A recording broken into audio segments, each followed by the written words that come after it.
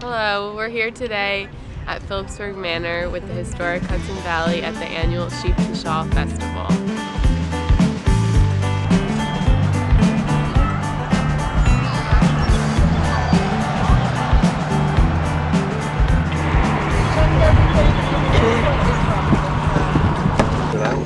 Every one of my devices.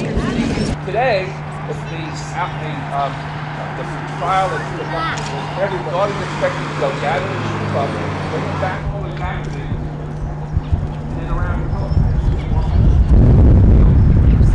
I'm going to turn them there, though.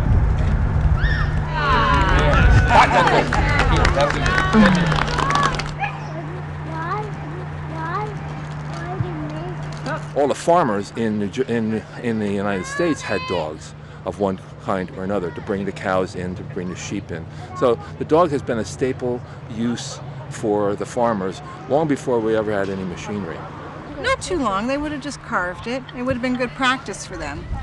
And you would have maybe practiced your sewing by making the clothing. Yeah, I've been here so many years. I've never seen a sheep place. Or she, I guess, right? The puppies. In the 18th century, ladies, when they did the open hearth cooking, As a plant. would never wear a linen skirt because, or a linen apron. They would always wear wool with a woolen apron because flax was so flammable. The second leading cause of death in the 18th century for women were burns. We do this in the spring. We wouldn't want to do it again in the fall because they need to grow it back to get through next winter. We schedule this event, like a couple of years ahead of time, and we do it whatever the weather. But for the sheep and the shears, this is actually perfect shearing weather.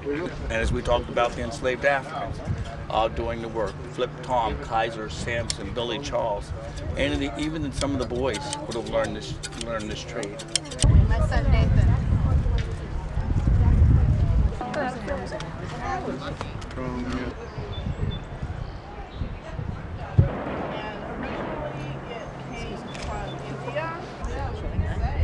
You shear in the spring when you're also trying to get your fields planted, and you need consecutive days of hot to get the wool to dry. So you'll take a big cauldron or a barrel, fill it with warm water with soap. You immerse the fleece in it and you very gently kind of push it around. Then you'll pour off the water, you'll do that again. And whatever temperature the water is when you take it out, that's the temperature of the water you want to put it in.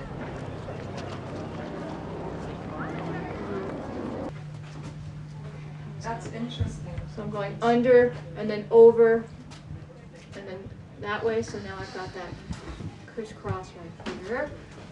Well, I'm in here. It's warm in here. This is not loom from 1750, but it's the style of the type of loom that they would have used then. I hope you enjoyed learning about sheep shearing and colonial life at historic Hudson Valley.